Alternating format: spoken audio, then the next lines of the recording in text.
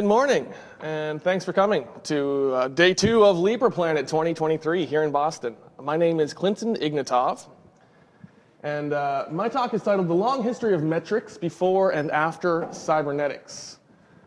So, might be a little bit of explanation in order. I am a Marshall McLuhan scholar, and he was a very famous Canadian known for saying, "The medium is the message. We live in a global village." So I live in Ottawa, Ontario, next to the National Archives of Ottawa, where I get to study his stuff. He was a very interesting and individualistic thinker.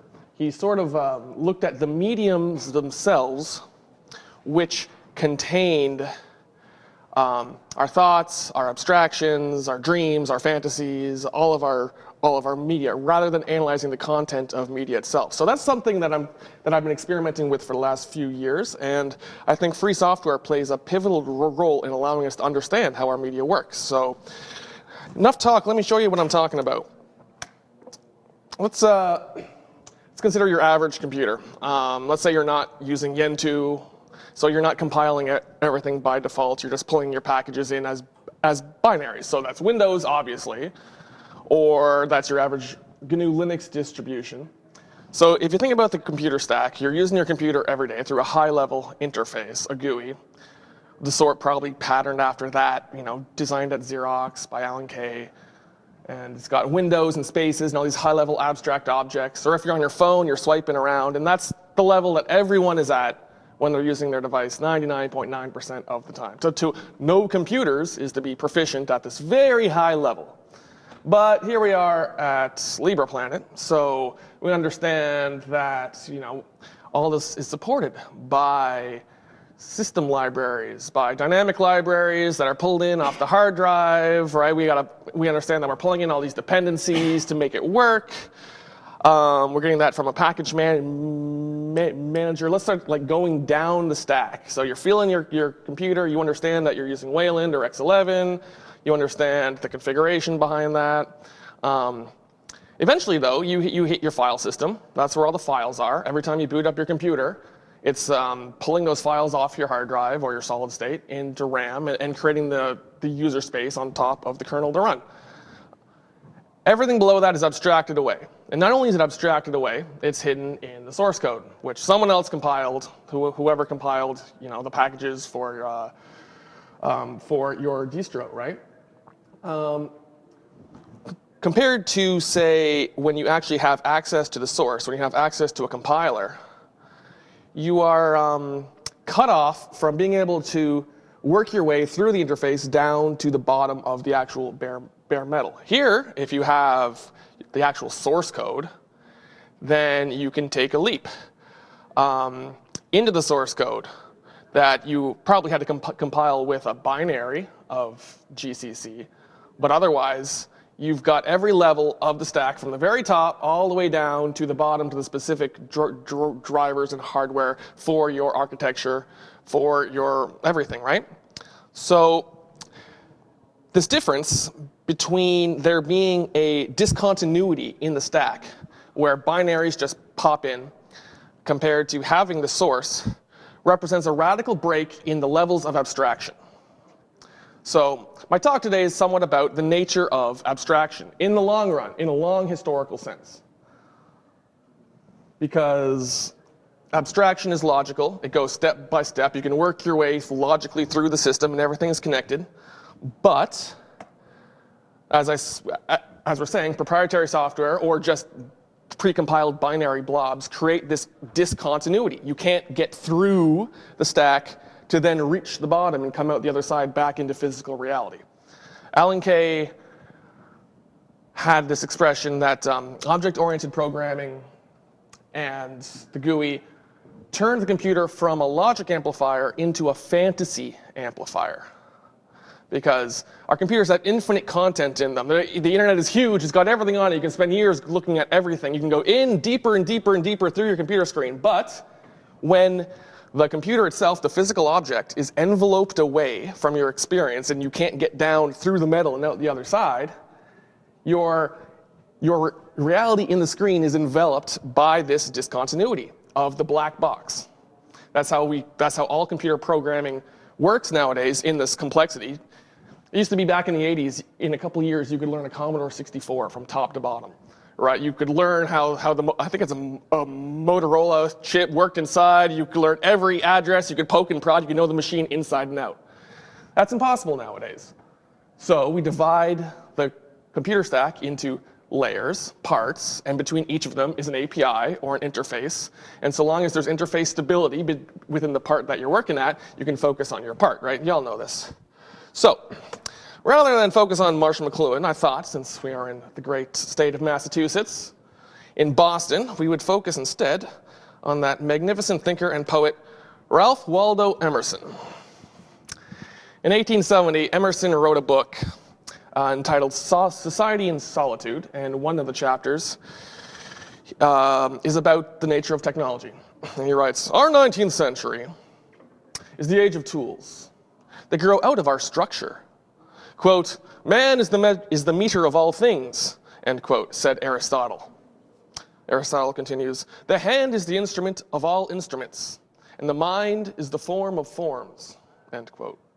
So Emerson continues, "The human body is the magazine of inventions, the patent office, where all the models from which every hint was taken.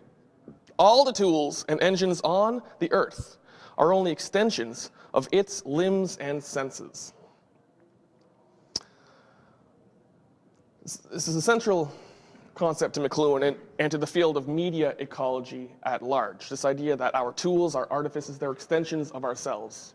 A tool like a hammer extends your arm. It's obvious the way that tools extend us, but machines extend the processes that we do, that we perform. That's the nature of automation. Something that was done by hand as a handicraft becomes something that the entire process is put into a material form which does it for us automatically. We're constantly externalizing ourselves into our material world. That's the nature of technological progress, as it were. So we're talking about abstraction specifically, and we're talking about computers today and what they've automated from us. Well, there's a million different places I could start on that. The examples I'm going to give for the next few minutes are rather arbitrary, but they have to be when you're talking about, a couple centuries of history. So we're going to start with the double entry account ledger. This fella was a monk in the Florence of the Medici era.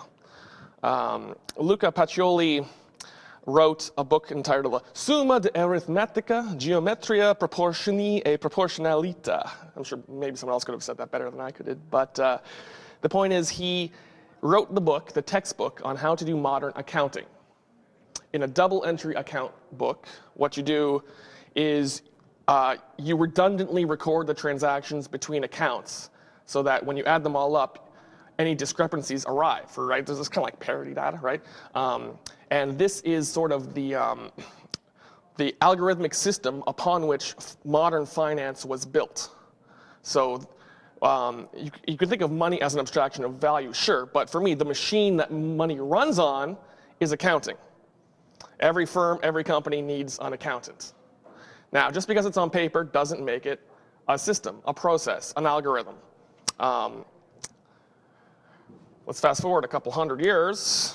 You get industrialization, you get factories, you get cities, you get bureaucracies, you get modern commerce and governments, you get secular humanism, and by 1906, the German sociologist Max Weber is talking about how, we're all trapped in like cogs in a machine, right? Or we're inside of the iron cage was the term that he used.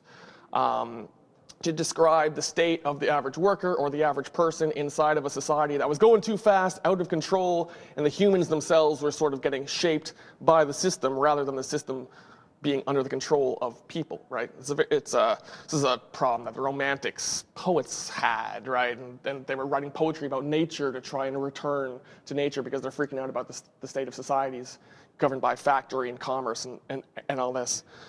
Max Weber thought that the Puritan Protestant work ethic, which said, you have to be ascetic. You have to live ascetically, and work hard and dedicate yourself to survive, right, as a virtue. He thought that that sort of morphed into the norm for everyone, and everyone was working hard and whipping themselves to play along with the rules of the system, with their economy, with their job, to go with the flow, and that society itself had become a machine. There was a great buzzword at the beginning of the 20th century called rationalization, biggest when Germany was rebuilding itself after World War I. And sort of like, you can think of the sort of popular business buzzwords that get thrown around today, right? Rationalization, we have to rationalize everything, we have to make everything more efficient, we have to do everything scientifically, we got to measure what the worker's doing, we got to optimize, right? It was out of control. And of course, this is all a application of metrics. Remember, Emerson said, man is the meter of all things. Well, now we go around measuring everything in the world and trying to fit man to the meter of the world, as opposed to vice versa. Right? That was the larger sociological switch that was happening after several centuries of abstraction sort of got out of the box and created our modern industrial world. Because I skipped over so much history, the best way to look at it is probably through the changes in industrial design or industrial production practices, right? So you got handicraft. 500 years ago, if you want something, you go and you make that one thing. If you're going to make a birthday cake, you're making one birthday cake, you can make it however you want. That's called job production. That's the simplest form of industrial manufacture. To upscale from that, you usually go towards batch processing or batch production, which is, it's obvious right in the name. You're producing things in batches, and you're starting again from the beginning when the next batch is done. Now, what happens in the early 1800s is the movement, the optimization of batch processing into this paradigm shift called flow production, which is the nature of modern automation. So if you think about a flow state, the psychological flow state, when you're working and everything's going and you're churning and it's all very fluid and you've got everything working perfectly, and your process sort of becomes this endless chain of production without gaps or stops. That's the most efficient form of production because nothing's sitting around unused, everything's being optimized all the time. That's the ideal of a modern factory. And interestingly enough, that began 330 miles southwest of Boston. Outside of it's southwest of Boston, outside of Newport, Delaware. This crazy, wacky inventor called Oliver Evans created the fully automatic grain mill. And so it was a bunch of conveyor belts and buckets and pulleys and levers, and you see this guy's dumping the grain in here, and then there's a boat on the other end receiving the grist to be shipped off. And the weights from the grain on the conveyor belts and the buckets provided most of the power to operating this entire interlocked system that could just churn out grain automatically without supervision. This is literally 1795, an automated industrial. Well, he actually got sued by other grain mills who thought that his patents were ridiculous, and Benjamin Franklin wrote a letter to the court saying, nothing this guy did was original. We've always had buckets. We've always had conveyor belts. Like, there's nothing here that's patentable. And then this guy Owens had to write back, well, excuse me, Mr. Franklin, but I think the whole thing at work here is what's important, not the individual parts. Come on, man, right? Of course, another century of American ingenuity leads to the famous Ford assembly line, which is probably like the canonical, most well-known archetype of modern production.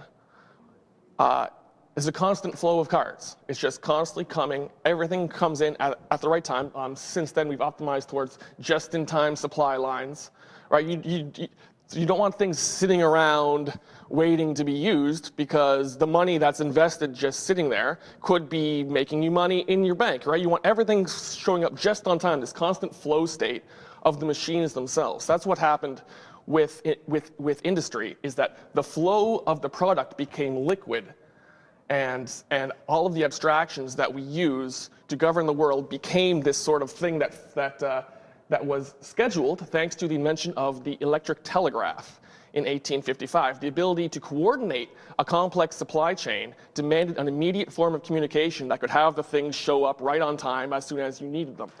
So with the invention of the telegraph, and with the great bureaucracy of accounting and industrial design and planning, by the early 20th century, the industrialized world had created this massive abstract machine within which we were all stuck, which Max Weber called the iron cage. So this is the system. If you want to talk about the system, that's the system. Harvard University had an interesting fellow working there from 1932 to 1946 named Vasily Leontief. And he was an economist. And what he did was he invented this equilibrizing matrix for the economy. So he took the input and the output of all the industries financially, and he arranged it here in this grid. So each row shows the distribution of the output of the producing industry named at the left. And each column shows the input distribution for the purchasing industry named at the top. So for instance, you can see here that that non-ferrous metals bought a lot of their own products, right? Motor vehicles bought a lot of motor vehicles. Agriculture buys some motor vehicles, but motor vehicles don't buy any agriculture whatsoever, right? So what he was doing by creating this economic matrix was trying to create a cybernetic system which could equilibrate and sort of allow different industry to govern itself to find more efficiencies in the total cooperation of each individual industry. Now, this is the sort of thing that the Soviets were doing, and obviously in a communist country, you got a lot more control to force the economy to go along with your design. But this is the first major post-war application of cybernetics to a grand unifying industrial scale, was Leontief's economic matrix. Now, here's the problem. This is explosively complex. This scales exponentially the more columns and rows that you have. They were designing 96 by 96 matrices, 300 by 300 matrices. And what they needed was a way to automate the actual calculations itself. This is the initial purpose of the Harvard Mark II computer in 1948, is when finally Leontief's complex equilibrating matrices were put into a computer to allow the actual calculation and forecasting of economic equilibrium across industries. So literally, you take the industries in your country in a matrix, and you put that matrix inside of a computer. And then this creates the world within which, the machine within which we all live. That's literally what happened in 1948 at Harvard, up the street. Now, since then, obviously, data gathering has become much more complex. Nevertheless, the very theory, the very idea of measuring everything, putting it inside a computer, and hoping that the processes equilibrate was the dream that the computer had to come along to fulfill. So if you think about it that way, it gets really trippy, right? It's kind of psychedelic, actually, right? It's like, it's literally a matrix, man, right? Like it inspires thoughts like, if you think back to our example with the computer stack, let's say that you as an individual want to, you've got these rationalizations, these ideas of what you want in the world, but then there's this layer, this discontinuity between what the world offers on sale and what the price is. So the accounting, how much your dream or how much your ambition is going to cost is outside of your control. That's dictated by the market. That's out of your hands. There's this barrier between you and what you want based on the ephemeral nature of your own rationalization. Flip that around. Now, this is just an idea that I had, right? But like, how are we buffered from control of the machine, of the economy, right? If the market has all the rationalizations, if it's deciding that, oh, you're a consumer type A, or oh, you're going to really like to buy this, or oh, here's what we have for you, and the only thing you control is what you're spending, you get your paycheck and then you blow it all on lottery tickets or something like this, right? You're in control of what you're spending. You're in total control of the price of things. Here's what I can afford. But where you end up going is just wherever you blindly pay yourself to end up at, right? Like, how is it that we are in a relation to the complex abstract machine that is our society under these terms, right? This is just an idea back to the ground, though. The nature of doing this sort of processing, of course, this is if you pick up any computer history book, it starts off with Herman Hollerith and his census counting machine that uses punch cards back in 1890. He sells the machine to IBM. By the 1920s and 30s, I'm not sure if you've looked into the history of punch cards, but they were in use for 50 years before the computer came along. So one of the first jobs to be automated was the job of the accountant. That's who got fired first. And it's interesting because basically within the accounting office, they'd have all these different machines that would perform mechanically a single operation on a batch of cards. So there'd be like a sorter machine, like this one. And basically, let's say you had 10,000 accounts, all with a serial ID. That means 10, that's 5 place values, right? So 5 times you take the stack of unorganized cards and you put it into the machine and you sort it by the ones column, and then you sort it by the tens column, and then you sort it by the hundreds column until finally all the cards are stacked 10 times, right? And now you've got your accounts. Then you put it in a different machine, and all it does is print the contents of the card with a typewriter onto the card so that now you can actually see in human readable form, right? This was how accounts were done. There was duplicators, there was multipliers. If you wanted to do subtraction, then you just did addition to overflow to one less than the previous number because they didn't have a subtraction machine. So it's like if you want to get from like 3 to 2, then you add like 999, right? There's just an overflow. And so the layout of a typical accounting office was basically kind of like a giant UML graph, or a giant flow chart for the algorithm of whatever accounting process that they wanted to do. And the data bus for a card-based accounting system was the people walking around bringing the cards from each method until they got processed out the other side.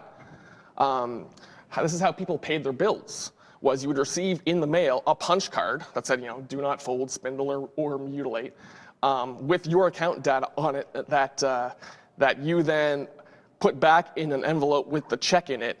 And that check is married to that punch card along the entire process to make sure it goes back into the right file, right? So this is the information workflow. And everything that we do on computers, you must understand, already existed as a mechanical, real-world process of people working inside these building-sized bureaucracies. Like they're paper pushers, but they're paper pushers following a path which became those abstractions which we then put into modern computers.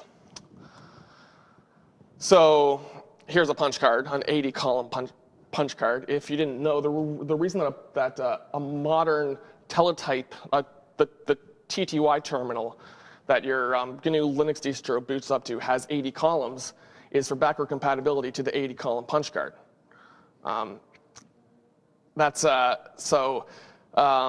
Here you see Norbert Wiener at a blackboard. He created the word cybernetics, and the idea of cybernetics is to capture enough of a model of whatever it is that you want to control, such that you can reproduce that model inside of a computer and simulate it and govern the model. That's what cybernetics means. It's a Greek term meaning steersman or governor over the system, right? And you're trying to find an equilibrium, as I was saying earlier. Now, what happens here is this is how computers go from from these low-level things we all learn about, which are, oh, you got the Babbage engine, and then George Boole married his formal logic, or the formal logic of George Boole was married to a couple other theories based to binary accounting by Claude Shannon, and then you get the you get ones and zeros and logic gates, and then right when we teach the history of computers, we start with logic gates, with binary, with switches and flip-flops, right? But really, what a computer is built on is these layers of abstraction. So when a cyberneticist like Norbert Wiener, when he's using a computer, he doesn't care about the ones and zeros. He cares about abstracting all that away beneath the stack so that he can begin doing language processing or running Markov chains or the sort of things that cyberneticists do, right? You got this guy on the right here at MIT, that's Fernando Corbato. So he was in charge of the project which innovated the time-sharing system, which today we think of as multitasking.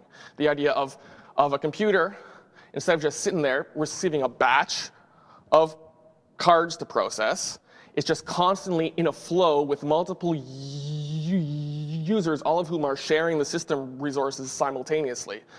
That's another abstraction layer, because now the interface for your computer, like there wasn't a screen yet, but you were at a typewriter, a teletype actually, talking in BASIC or Fortran or COBOL in a live interactive coding environment, just like a Python interpreter today, right? Or a BASIC interpreter back in the 80s, right?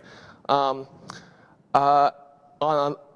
the lower right here, you see Grace Hopper, who's famous for inventing the linker and sort of creating, the impetus towards compilers so that people didn't have to actually program the machines anymore.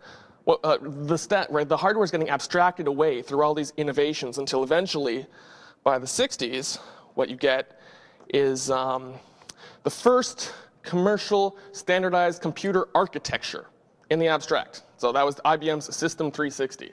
If you don't know, when the System 360 came out in the 1960s, what they did was IBM invented the notion of microcode in order to standardize a whole bunch of different machines, all of which could run the same software. So you got to understand, there was no independent software vendor industry. It's not like you just, oh, I'm running a company, I'm going to buy some accounting software. Like, there's no commodity for software. The computer was the commodity.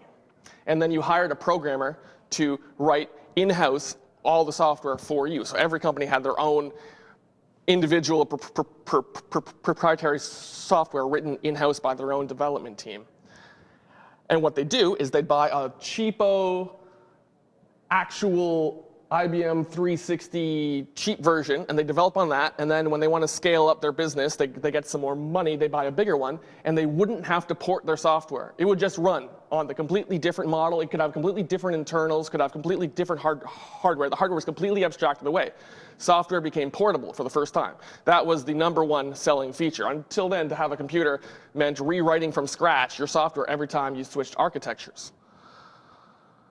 This is the benefit of these discontinuities I was talking about. The fact that IBM went through all the trouble to create this envelope called an abstract system architecture, which implemented from below could be anything, and you could ignore it. It was black boxed. You didn't open the black box. You didn't care how your IBM worked. All you did was care about the interface of how the architecture worked. And then you were great. You could jump around between the full family of IBM machines. What that means, though, is now you're broken away from the machine itself. Literally, you don't know and can't know how your computer works. Like I was saying at the start with the binary blobs, your binaries without source code envelop and keep you from going any deeper down the stack. So what happened after this was the innovation at Bell Laboratories by Dennis Ritchie of the C programming language while he was working with Ken Thompson on developing Unix. The compiler that was developed at the time for C by Stephen Johnson was called the PCC, the Portable C Compiler, and it became the standard C compiler in the 70s.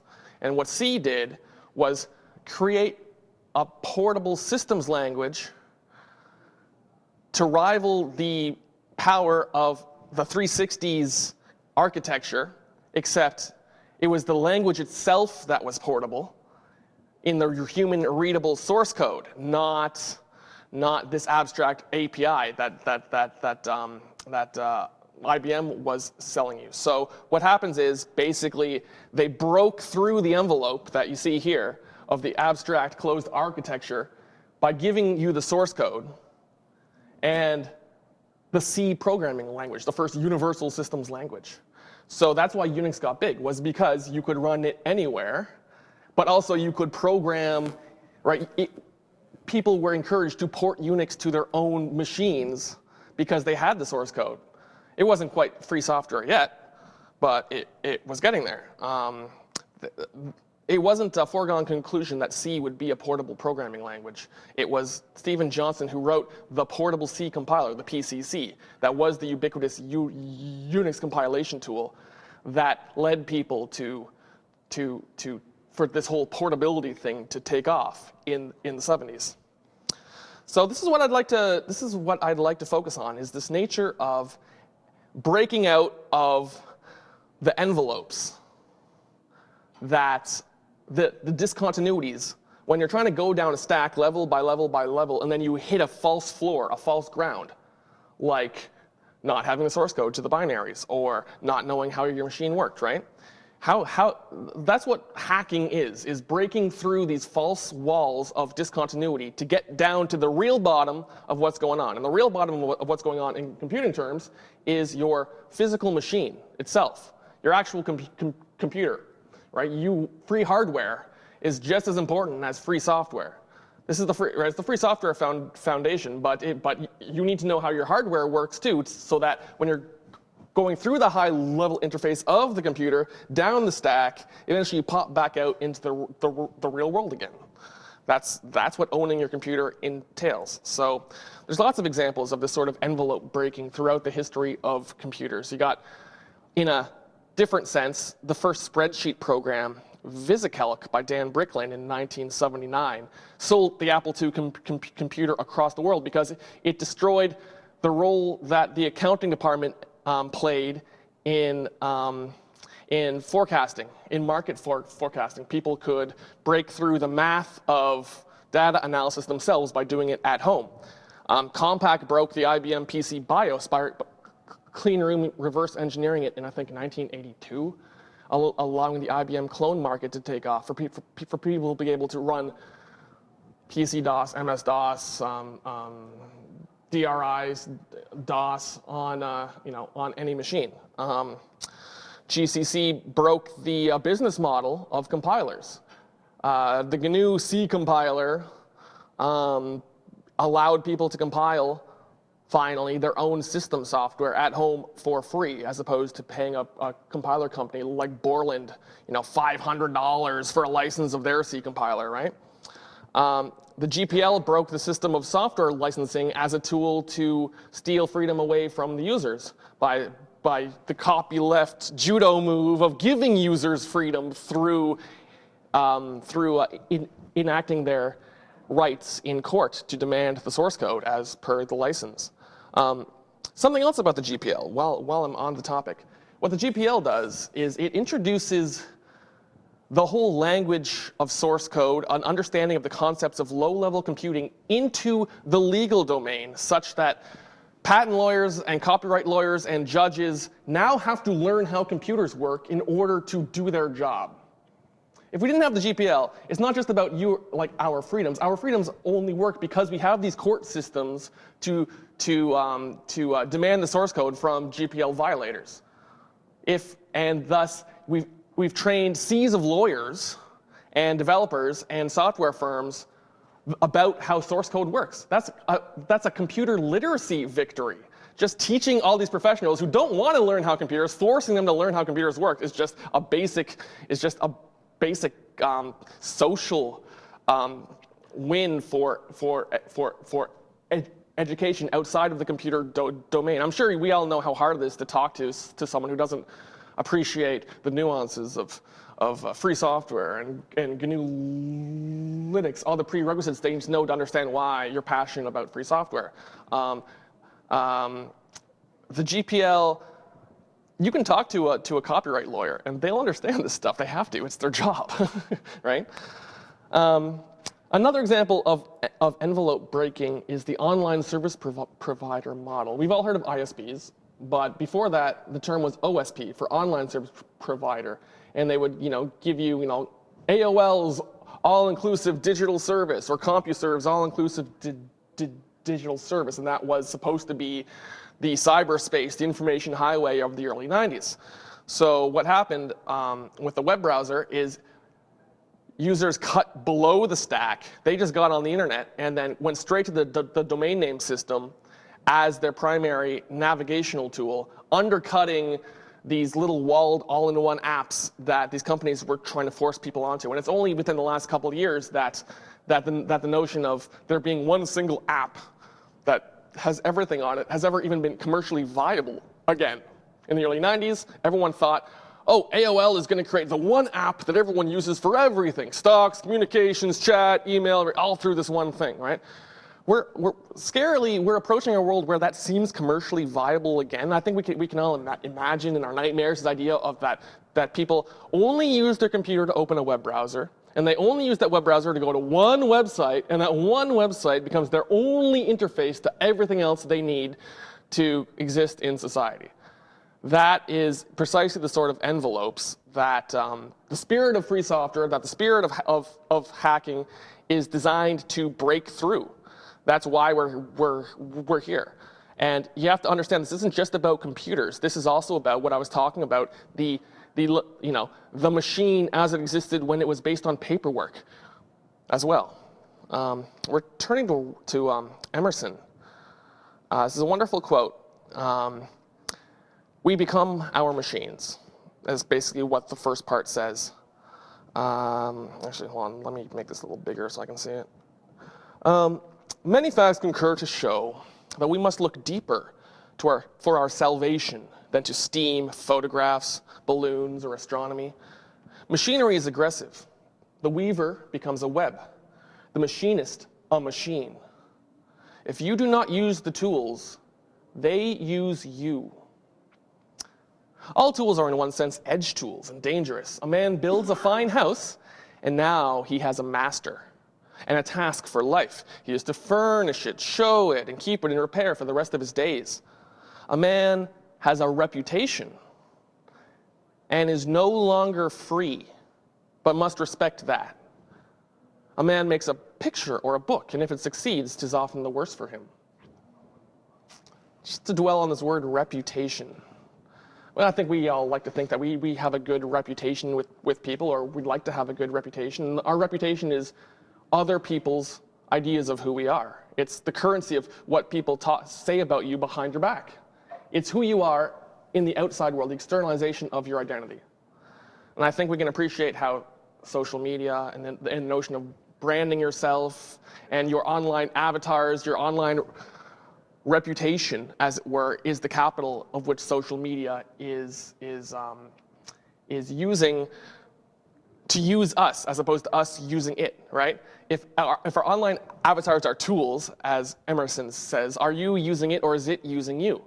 And it comes down to who controls the data, who's in charge, and what are you feeding this avatar? Are you giving away, or are you reserving any privacy for yourself left over? Or are you spilling your heart and soul onto the machine? Because when you do that, your reputation is outside of you, and now you're not in control. And you have to remember that you're not the reflection in the mirror. That was Narcissus' mistake. As Zeus told Narcissus, watch yourself.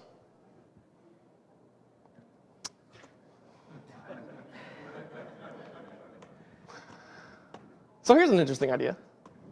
If everything is in the machine, and if we're all in the job of breaking open these machines, reverse engineering these machines, then when you're hacking through the stack, are you not also hacking your way out of the iron cage?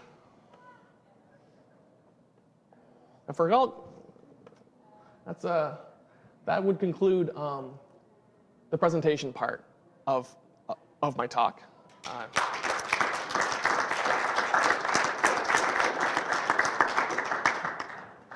Please step right up. Thank you. It was really great, thanks. I had two comments. One is, and you alluded to it explicitly, although you didn't notate it, that is in the early slides when you were talking about where the abstraction is and where that whole is, and that is that, there's another way to look at it with rather than the hardware itself at the bottom, but the compiler itself. In terms of the fact that you need that compiler to be a binary. And I don't remember if it was Dennis Ritchie or Ken Thompson or somebody else who went into great detail in a presentation at one point about never being able to be sure, because what did you use to compile the compiler, right? And so there's a sort of a loop there that is super important. The other thing I wanted to mention to you is, are you familiar with Nora Bateson? Yes. Did you see what she posted a couple weeks ago? Her soft learning lab, I think, something like this? Warm data. Warm data, yes. Anyhow, I'll just read the beginning of what she posted on March 12th on Facebook and a bunch of other places, but there is a lurking monster whose familiar diet is measurement and control. It lives in language and wears costumes of assumption. The monster twists perception to match and confirm its rightness. It is not questioned. I'll let everybody else find it. All right, no, it's words worth meditating on. Thank you. Okay, so my question is, I guess when we speak about the iron cage and how it applies to software, very much, I guess, like you said, it very much comes back to that question of abstraction. But even in cases where we do have the source code completely open and free, or even when we're taking open protocols like HTTP, when I load up a web browser, when I load up any link, even in a free web browser like Pale Moon or whatever, the amount of things that are happening on so many different levels, from the protocol level to the application level to even down to the electrons, I think the sort of iron cage effect there, does it have to do as much? I mean, we can account for necessarily the issue of control and how AOL controls. But what about just the issue of a single human being cannot comprehend all of that technology? I don't know how you get around that. No, that's absolutely true.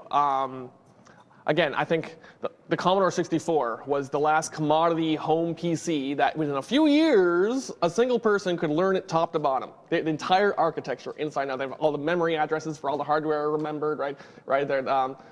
It would take years, right? And after that, things spiral out of control, and abstraction is an absolutely necessary tool for the collaborative work. You just have to know how your level of the stack is interacting with whoever's above and whoever's below, and how they're maintaining that, and you're hoping they don't break the API or the ABI that you depend on, right? Again, I think we've all followed the change logs of a massive program when it's undergoing a big revision, and they're re-architecturing everything, and you're just watching things fall apart, and for 2 years. That's happened with the KDE project twice in my lifetime.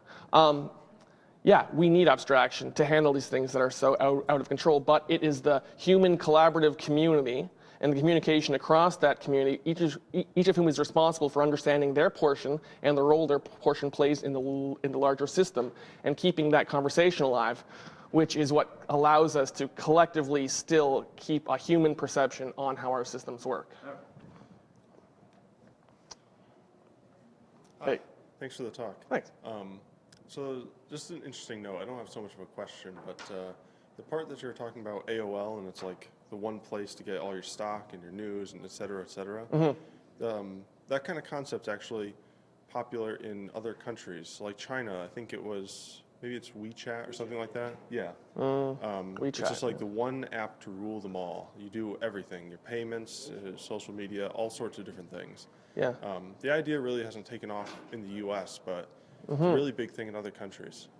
Yeah, absolutely. And I mean, this is what happens. See, every time I see governments or nonprofits cheering about how, we're closing the digital divide, What that means is we're shoving phones in people's hands faster than they can learn their rights and how to protect themselves, to understand what it is they're even getting themselves embroiled into. The digital divide, for me, it's not the have and the have-nots for having access to the internet. It's knowing how to get online without giving away your agency, your entire psychology, without giving away control over your life, without consolidating power within these single centralized systems. With the dot-com bubble burst, basically the Western countries bought themselves an extra 15 years of freedom from now what we have today with capitalization through venture capitalism of these massive apps rolled out in the smartphone economy, which is just computers which have been sold to people or rebranded as something that's not a computer, right?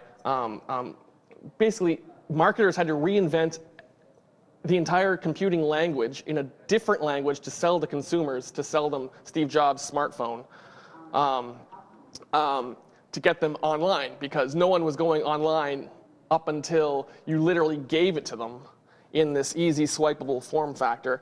And the App Store was, by design from the very beginning, locked down in order to help create the consolidation that would ultimately lead to that scenario. So yeah, we're constantly building and centralizing and then breaking apart again. The key to breaking out of this, I think, is to go down the stack. That seems to be what happens every time in a software architecture sense. Everyone's getting pinched at the top. You go down one level of abstraction and run sideways and reconnect everybody that way. Thanks for your question. Definitely a huge network effect of just all these corporate apps and getting people to use them. Oh yeah, definitely. Thanks. For sure, Mo. This will be the last question. Sure. Thanks for the talk.